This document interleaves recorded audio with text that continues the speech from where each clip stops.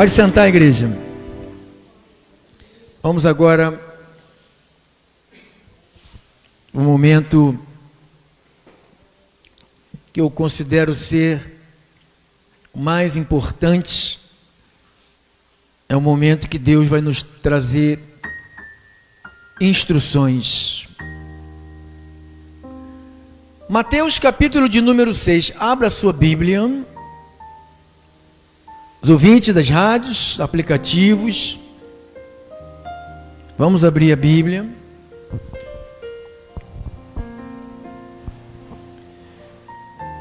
Mateus 6. Vamos ficar no versículo 33 e 34.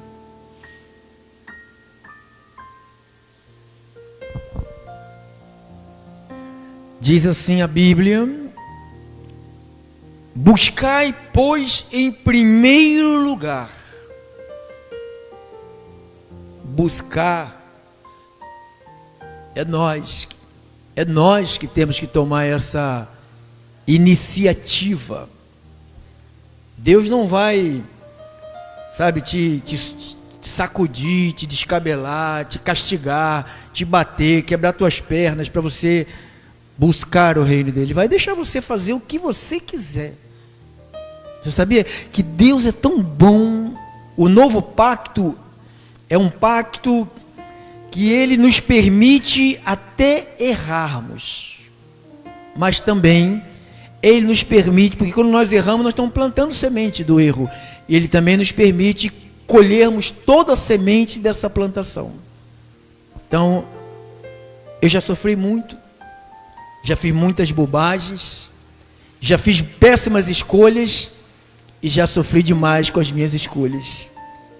Eu chego aos 64 anos, daqui a alguns dias, né? Vou fazer 64 anos, bem quebrado, bem sofrido, bem machucado, mas bem renovado. E eu tenho certeza que eu estou apto pelo Espírito a trazer esses tipos de assuntos para a igreja, porque eu sei como é que Deus trabalha, como Ele age, como Ele recompensa as pessoas que se dedicam a Ele e ao seu reino. E eu também sei como Ele faz. Não é que Ele faz. Quando um cristão se encontra sozinho, porque você pode dizer que tem Deus e está totalmente em desobediência à palavra, vivendo em desobediência à palavra, e digo a você, você está sozinho, porque o anjo do Senhor acampa ao redor daqueles que temem a Deus. Não é daqueles que vêm cultuar, não é daqueles que vêm bater palma, que vêm trazer oferta, dízimo. Ele está acampado na vida de quem teme. Tem gente que dá dinheiro, mas não teme a Deus. Tem gente que jejua, mas não teme a Deus. Tem gente que vai no monte, mas não teme a Deus.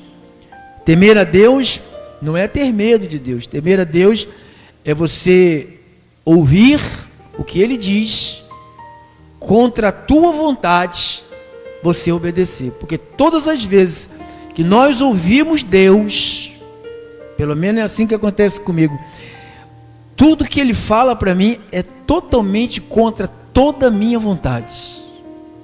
Às vezes eu me irritava com Deus.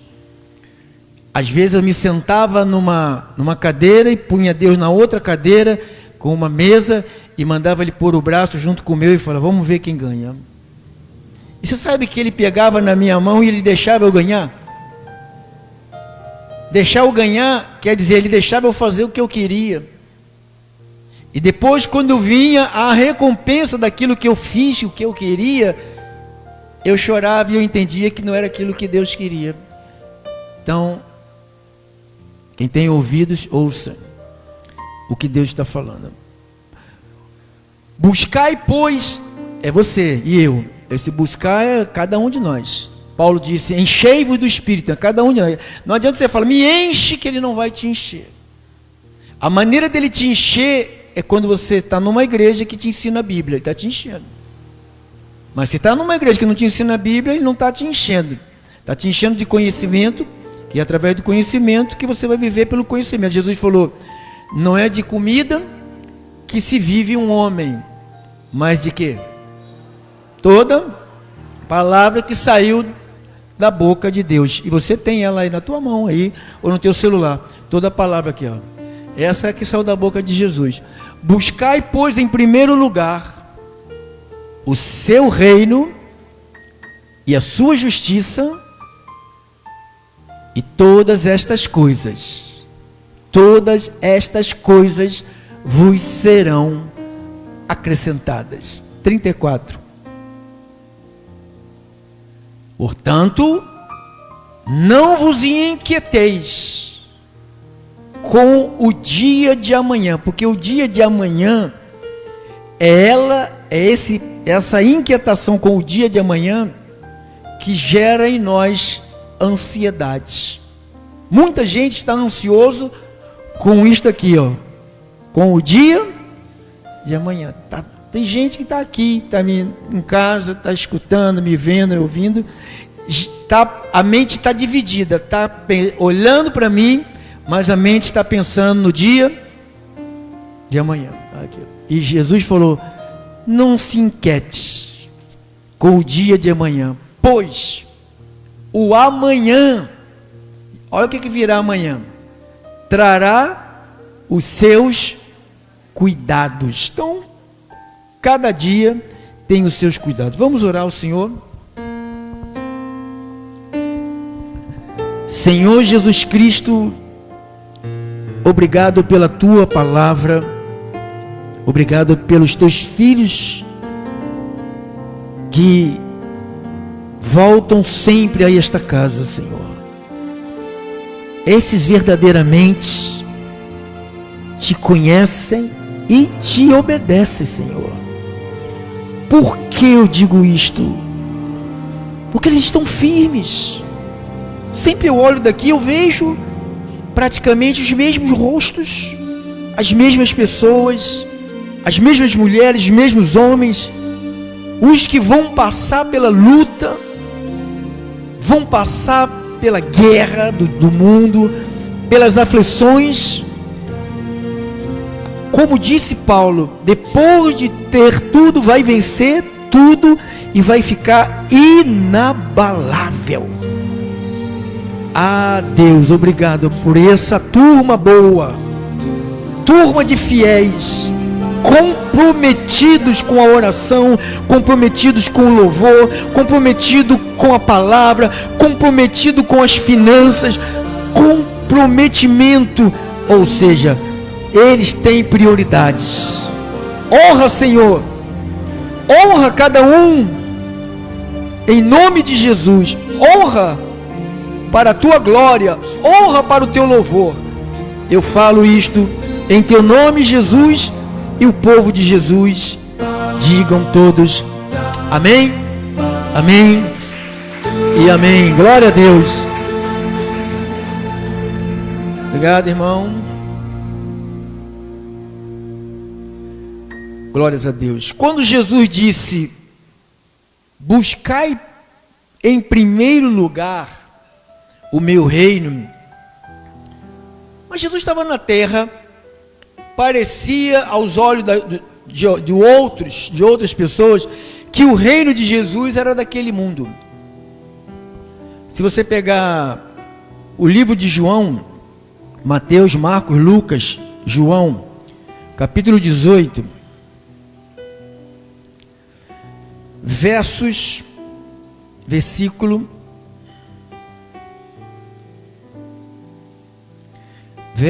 36 ao 37 e o 37. Jesus disse assim: respondeu Jesus, o meu reino, vamos? Não é da onde? Não é deste mundo. Quando Jesus ensina assim, buscai em primeiro lugar o meu reino, e agora ele disse, o meu reino não é deste mundo. Não, se ele manda eu buscar o seu reino, e o reino dele não é deste mundo, se eu ando atrás das coisas deste mundo, então eu não estou em obediência a Jesus, eu estou em obediência ao diabo, que ofereceu as coisas do mundo para Jesus. Então, a gente tem que entender quando nós estamos em obediência a qual rei e a qual reino. O meu reino não é deste mundo. Se o meu reino fosse deste mundo, olha, os meus, que ministro é esse que ele está falando? Está falando de Pedro, de Paulo, de João, dos apóstolos? Está falando? Ele não está falando e os meus ministros se empenhariam por mim para que não fosse eu entregue aos judeus. Ele falou, se o meu reino é deste mundo, se o meu reino fosse deste mundo, eu não preciso de Pedro para cortar a orelha de Malco, eu não preciso de Tiago, não preciso de João, não preciso de nenhum deles. Porque eu tenho um ministro, ele falou, os meus ministros, ou seja, aqueles que trabalham para mim, aqueles que são os meus funcionários, eles viriam e se empenhariam para que eu não fosse entregue aos judeus. Mas agora, o meu reino não é daqui.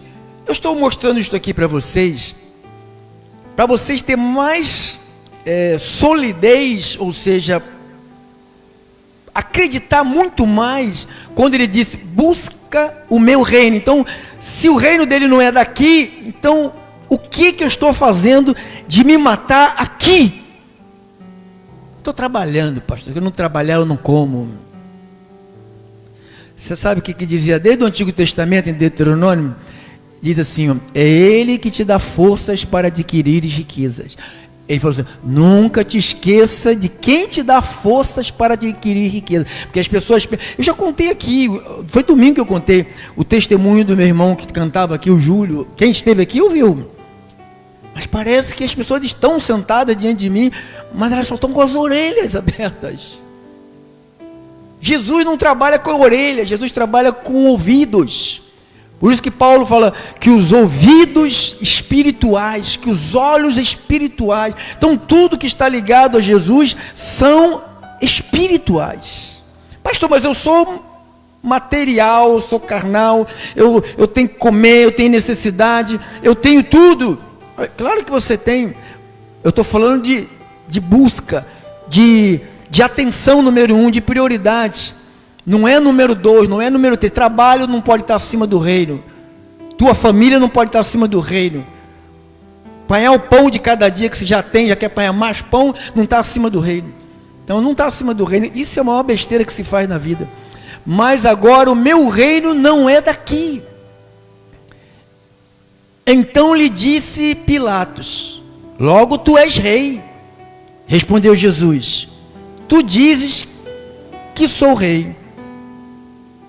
Eu para isso nasci, e para isso vim ao mundo, a fim de dar testemunho da verdade.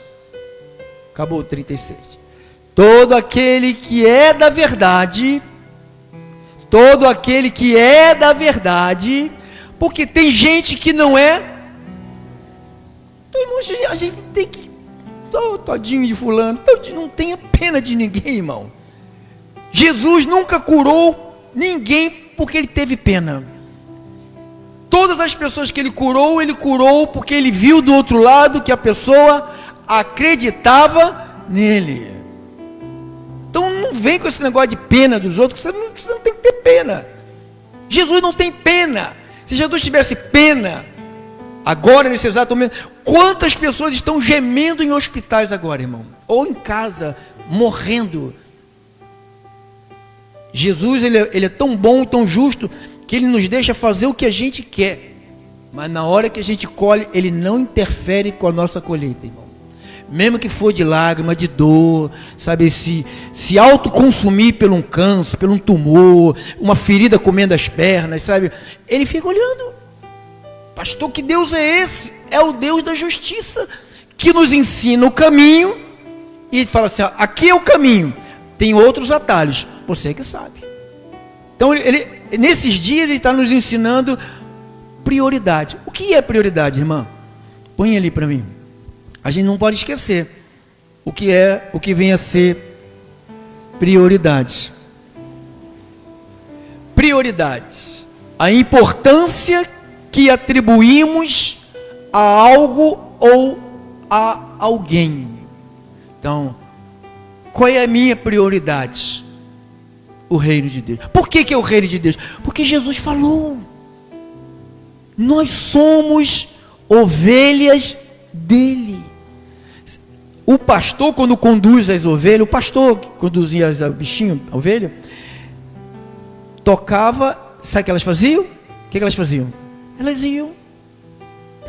Elas seguiam. Tem uma história que eu ouvi, não sei se é um conto ou se é uma história verdadeira, que existia no Oriente vários pastores que juntavam várias ovelhas, mas todos eles levavam as ovelhas para beberem água no mesmo lago. O que acontecia? As ovelhas faziam o quê? Se misturavam. Aí alguém perguntou, e agora, como vai saber quem é a ovelha de quem? Ele falou, eu sei quais são as ovelhas que eu trouxe para cá. Mas como está tudo misturada? Ele falava assim, ei, oh! Aí as ovelhinhas que ele trouxe, aí vem. Então Jesus, ele conhece as suas ovelhas. E a palavra dele, quando elas ouvem, elas não vão para o outro lado. Aí Jesus falou, nunca seguirão o estranho. Então quando alguém se inclina para seguir o estranho, quer dizer que essa pessoa não é ovelha dele. Falou, olha, o que é prioridade? A importância que atribuímos a algo ou a alguém. Então, ele está nos ensinando hoje, esses cultos, que a gente tem que ter prioridades. A gente não toma aqui largado, ou Deus dará, siga o que quiser, faça como o Zequinha da pagodinha. Deixa a vida me levar. A barriga dele está indo primeiro do que ele, né? Todo inchado. Quando começar a aparecer os troços ruins ali dentro daquela barriga dele, que deve estar cheio, aí ele vai lembrar do Criador. Porque só se lembra do Criador no dia da angústia, no dia do sofrimento. Aquele sofrimento, não é aquele sofrimento que você vai ao hospital, o médico te dá um remedinho e te ajeita, né? Mas aquele sofrimento que o cara bate no hospital, vai para um médico, vai para outro, gasta todo o seu dinheiro e não consegue o resultado positivo. Aí não tem outro, aí é papai. Mas aí já é tarde. Por que já é tarde? Porque você plantou, ouvindo Deus ensinando que é o reino, e você está plantando, quando vem a colheita, sabe o que ele faz? Ele só vê. Oh Deus, olha aqui. Você não precisa falar para Deus olhar para quem está sofrendo, que ele está vendo tudo. Ou você não acha que ele te viu de manhã quando você acordou? Ou ele não viu você pensando, pensando assim, o que eu vou inventar para não ir no culto hoje? Está frio a beça. Porque alguns inventaram coisa, né? Você fala, não vou deixar a minha carne fazer isso. É ou não é, irmão? Não é verdade? Que ela não quer criar um álibi para não ouvir. Porque quando você ouve, você começa a se libertar. E a última coisa que o mundo quer ver gente livre. Gente livre é gente que pensa, é gente que tem visão. Gente livre é aquelas pessoas que sabem que produzir para si ganha mais do que produzir para o outro. Quando você não é livre, você acha que você... Claro que todo mundo, ninguém vai ser empresário, ninguém vai ser dono do seu negócio.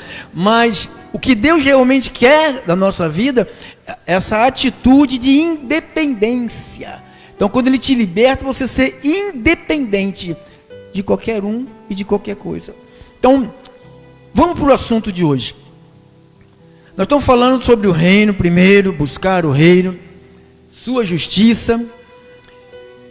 Então, o reino de Deus não tem nada a ver com esse mundo. Diga, o reino de Deus não tem nada a ver com esse mundo. Jesus não falou, pode ir lá de novo, irmã. Isso, obrigado, irmã.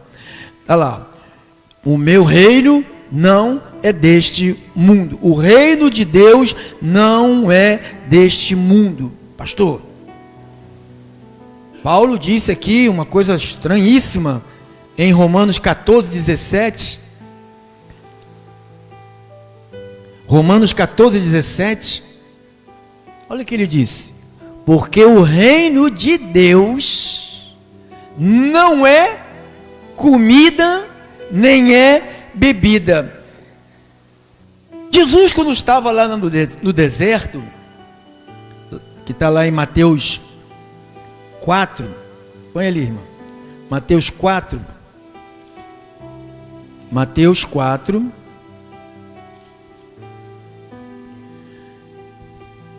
então aqui tem uma história aqui, o subtítulo em cima diz a tentação de Jesus, no versículo 1, o versos de número 11, então ele começa, né,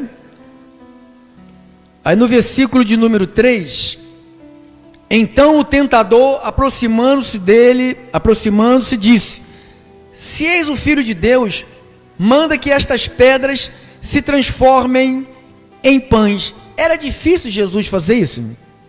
Era difícil? Não. E por que ele não fez?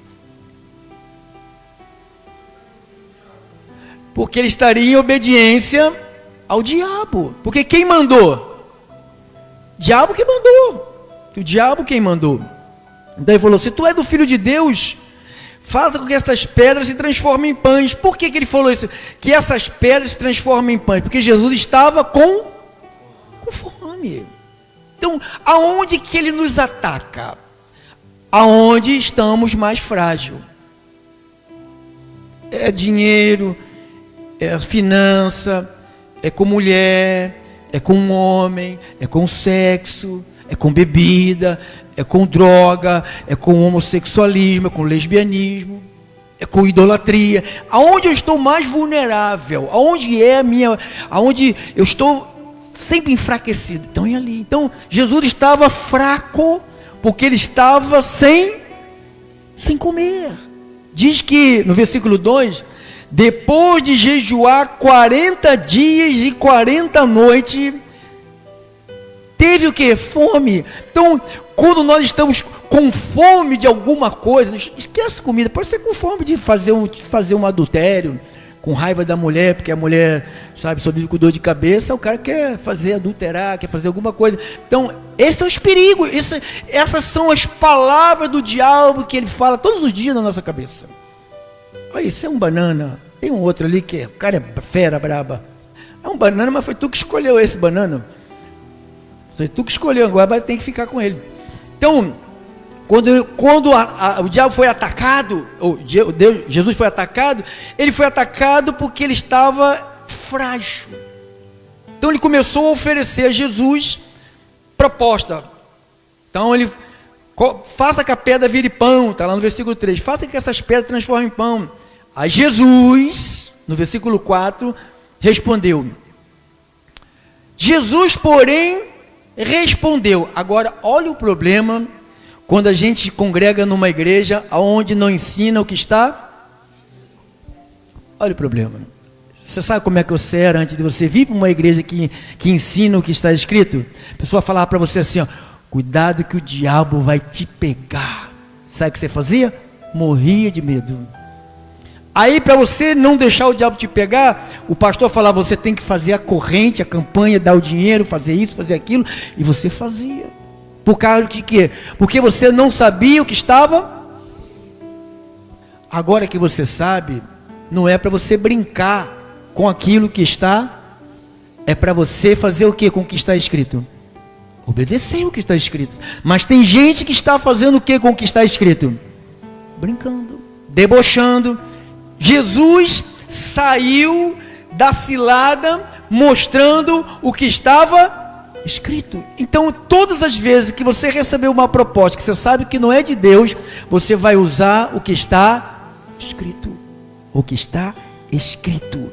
Olha lá, a tua mulher não te dá nenhum valor, rapaz. Já viu aquela tua amiga do trabalho? Tem gente lá no rádio, lá, na televisão, lá no Facebook. A fragilidade. Jesus foi atacado na sua fragilidade. Num lugar onde ele estava frágil, com fome. Então, ele nos ataca na nossa fragilidade. Ele não vai te atacar naquilo que tu é forte, vai te atacar naquilo que tu é débil. Olha ele, vai prestando atenção.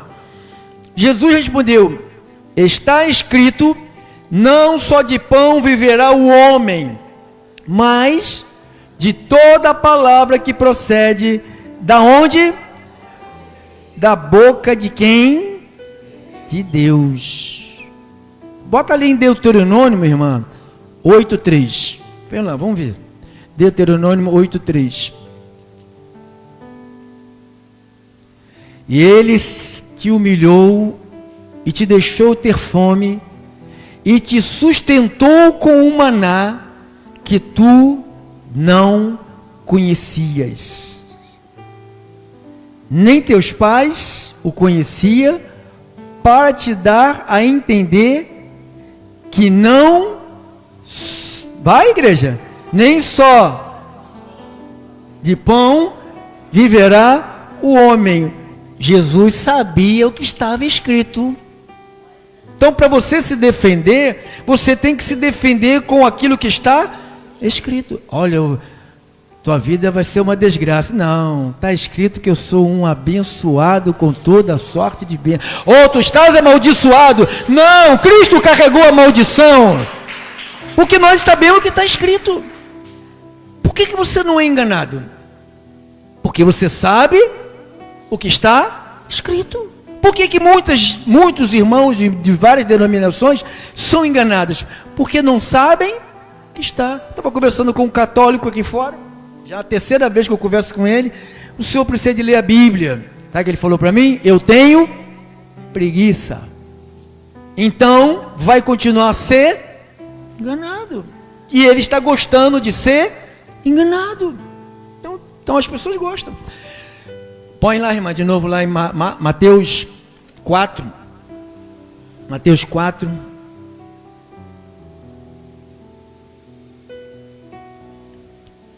Mateus 4. Jesus, porém, respondeu: está escrito, não só de pão viverá o homem. Não está escrito isto, irmão. Não estava lá escrito isto, lá em Deuteronômio, mas de toda palavra que procede da boca de Deus. Nós temos um livro aqui, irmão, que essas palavras que estão nesse livro aqui, procede da quem? Da boca de Deus. Agora, hein, vamos lá, vai caminhando. Então o diabo o levou à cidade santa e colocou sobre um pináculo do templo e lhe disse: se és filho de Deus, atira-te abaixo. Outra coisa, ele quis mostrar para Jesus, falou assim: quero ver se você é filho de Deus mesmo. Prova para mim que você é filho de Deus. Às vezes a gente fica assim sendo atacada por ímpio, que eles dizem assim: prova para mim que Deus existe. Prova não, irmão. Mostra com a tua vida o que ele fez na sua vida. Você quer mostrar para alguém que se Deus existe? Manda ele olhar para a sua vida, como você era e como você é e o que você vai se tornar mais na frente. Mostra para eles. Só assim, não precisa você fazer nada, só você praticar o que está escrito. Então ele disse: primeiro ele tentou comida, com fome. Agora tentou Jesus na sua capacidade de ter poder. Ah, você não tem poder? Vai lá orar por não sei quem. Vem aqui orar por mim aqui para me curar. É assim que eles fazem, né? Vocês não são os curadores? O pastor não cura todo mundo? Eu não curo ninguém, irmão. Quem me dera que eu pudesse curar alguém? Nem me dera. Se eu pudesse sair curando, eu fechava isso aqui. Eu não ia ficar aqui, irmão. Ficar aqui fazendo o quê? Eu ia entrar nos leprosários, eu ia entrar nos hospitais, eu ia entrar nas clínicas, eu ia entrar nos hospícios, eu ia entrar nas cracolândias, eu ia sair fazendo banzera. Eu dependo da graça de Deus para eu. Não é eu quem opero, é a graça de Deus em minha vida, que às vezes Ele opera. Não é a hora que eu quero. Não posso marcar o culto da cura divina. Eles fazem isso, né? Culto da cura divina, culto da libertação. Não pode, são tudo mentirosos. Ninguém pode fazer isso. Ele disse: se és o filho de Deus, atira-te abaixo, porque está escrito. Está escrito o quê? Aos seus anjos dará ordem a teu respeito para que te guardem. Está escrito isso, deixa eu ver aqui. Está escrito, deixa eu ver, A, B, C, D. Salmo 91, versículo 11. Vê se está lá escrito. Vê lá, irmão, põe lá. Salmo 91, versos 11. Depois volta para Mateus, tá, irmão? Salmos 91, versos 11. Porque a seus anjos dará ordem a teu respeito para que te guardem em todos os teus caminhos. Estava escrito ou não estava escrito? Quem é que usou a palavra de Deus? O diabo. Tem muita gente, irmão, investida pelo espírito maligno usando a Bíblia. Então vamos lá, bote lá em Mateus, irmão. 4.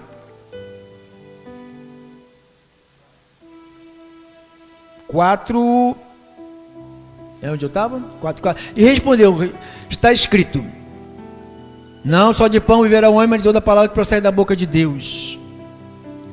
Então o diabo o levou à cidade santa e colocou sobre um pináculo do templo. Ele disse: se és o filho de Deus, botando dúvida, né? Tu és o filho de Deus, atira-te abaixo, porque está escrito: aos seus anjos ordenará a teu respeito que te guarde, e eles te sustentarão nas suas mãos para que não tropeçares em alguma pedra. Está escrito. Respondeu-lhe Jesus. O que é que ele falou, irmão? Nós estamos no versículo 7, né? Respondeu-lhe Jesus: está escrito: não tentarás a quem? Ao Senhor teu Deus. Vê se não está escrito, irmão. Deuteronômio 6,16. Vê lá. Veja se não está escrito, irmão. Veja se não tem isto escrito para ser repetido. Não tentarás o Senhor teu Deus, como o tentaste. Está vendo? Está escrito? Diga assim, está escrito. Mateus 4, 7. E respondeu Jesus: também está escrito: não tentarás o Senhor teu Deus. Versículo 8. Ele não para não, irmão. Você está pensando que ele dormiu, como o irmão está aí do teu lado dormindo? Não dorme não. Não dorme não. Levou ainda o diabo a um monte muito alto. Por que muito alto? Porque o homem não consegue se contentar. Ele sempre quer mais e mais. Não é assim? Já tem 1, quer 2, já tem 2, quer 4, já tem 4, quer 8, quer 8, quer 12, quer 18, quer 38. E vai, não para não. Então, o que o diabo vê? Vou colocar ele bem em cima, porque daqui ele vai ver tudo que eu vou dar para ele. Olha o que ele vai dizer aqui. Levou ainda o diabo a um monte muito alto, mostrou-lhe todos, olha aqui, irmão, todos os reinos da onde? Então Jesus falou: eu não sou desse mundo, meu reino desse mundo, não é desse mundo. E o diabo foi, tá vendo aí Jesus aí, olha o que ele mostrou. Mostrou-lhe o reino todo desse mundo e mostrou a glória deles. Versículo 9. E disse o diabo: tudo isto eu farei o quê? Eu te darei, se prostrando e me adorardes. Então ofereceu poder, ofereceu riqueza, dinheiro. É o que o homem morre por causa disso. As prisões e os cemitérios estão cheios de gente. que mataram por causa do dinheiro, morreram por causa do dinheiro, até hoje estão morrendo por causa do dinheiro. Perde um celular, perde um relógio, perde uma aliança, morre por causa do dinheiro. Perde um carro, ferro velho, morre por causa do carro. Por causa de quê? Porque essa entranha, essas palavras do diabo ainda ressoam na nossa mente. Essa aqui que ele ofereceu para Jesus: tudo isto te darei se prostrando e me adorardes. Então, quando você vai numa igreja e o pastor te prega, tudo vai ser teu, oh, Deus vai te dar tudo que você pensar, tudo que você quiser. Isso é papo furado, isso é papo de mentira. Você está ouvindo o diabo. Ele te disse: quem quer vir após mim, negue-se e siga-me, e toma a sua cruz e me siga. Então ele vai falar: tudo isto te darei. O que eu tenho que fazer? Só se prostrar. Você sabe o que o ser humano está fazendo hoje? Se prostrando para mamon. Mamon. Sabe o que é mamon? O que é mamon? Dinheiro. Cara, tá tudo bem. O culto está maravilhoso, louvor, todo mundo tinindo, irmão. Alegria. A palavra falou de dinheiro, pronto. A cara começa a emborrachar, o olho fica murcho, a boca vira, e o pé começa a sacudir, já fica pensando, já vem o ladrão, já vem o ladrão. É terrível, irmão. É terrível. Então, é isso que ele tem oferecido nas igrejas. Venha para a corrente. Paga aí um dinheiro para levar o teu nome para você ter rico. Me dá aqui a tua causa. Eu compro o teu barulho. Olha que papo furado. Me dá aqui os teus processos que eu vou rezar. E Deus vai mudar tudo. Sabe o que ele falou? Paulo, se você tem o que vestir, se você tem o que comer, você fique contente. Porque quem quer ficar rico, riqueza é um dom de Deus. Olha, eu quero ficar rico, não é quer ficar rico, riqueza é um dom de Deus, irmão. Está lá escrito que riqueza é um dom de Deus. Então não é, eu quero. Então quando nessa ânsia de querer ficar rico, o que a gente faz? Nós viramos as costas para o reino. Nós largamos o reino. E você sabe que essas pessoas, cada vez que elas caminham para ficar ricas, mais elas ficam pobres. Ficam sempre faltando alguma coisa. Tudo isto te darei, e se prostrando e me adorardes. Vamos terminar agora. O que é isso aí, irmão? Vai recolher a lixeira ali? Vai recolher aqueles entulhos lá? Vai, tomara. Tudo isto te darei, prostrando e me adorares. Então Jesus lhe ordenou. Aí Jesus já não falou nada que está escrito. Jesus fez o quê? Jesus lhe ordenou: retira-te, Satanás, porque está escrito. O que está escrito? Ao Senhor adorarás. Está escrito isso? Nada, pastor? Tá, irmão. Eu acho que é em Deuteronômio 6,13. Vê se não está. 6,13. Deuteronômio 6,13. O Senhor teu Deus temerás, e Ele servirás, e pelo seu nome jurarás. 6,13. Então, terminando, volto para Mateus, vamos acabar agora. 2 minutos. Então disse 10. Mateus 4,10. Então Jesus ordenou. Jesus não pediu, não orou, não, sabe, não. Ele ordenou. Quando você é confrontado, quando eu sou confrontado com os apetites da carne, você responde com a Bíblia. 1, 2, 3, toda vez que ele vier para te atentar, o tentador, você responde com a palavra. Meu corpo é templo do Espírito Santo. Minhas mãos é para levantar, levanta a mão santa. A pessoa, o que é que você fez com essa mão? Ah, meu Deus. Jesus. Entendeu? Então lhe ordenou: retira-te, Satanás, porque está escrito: ao Senhor teu Deus adorarás, só a Ele darás culto. Não é a Maria, não é José, não é São Francisco, não é Jorge, só a Ele dará culto. Aí o versículo 11, terminamos. Com isto, o deixou o diabo. E agora? Se fosse só o diabo deixá-lo, está tudo certo, porque Jesus mandou ele embora. Eis que vieram os anjos e os serviram. Buscai em primeiro lugar o meu reino, a minha justiça, e as demais coisas vos serão acrescentadas. Aqui as demais coisas. E os anjos vieram e os serviram. É esses anjos aqui que vão te servir. Não é você se matar, abandonar os caminhos, deixar a tua cara e tomar conta da sua vida, a ganância, a gula. Mas quando é casado, por isso que é duas pessoas. Se um homem ficar meio abestalhado, a mulher inteligente ajuda, mas se for dois abestalhados, aí já viu, o buraco é fundo para os dois.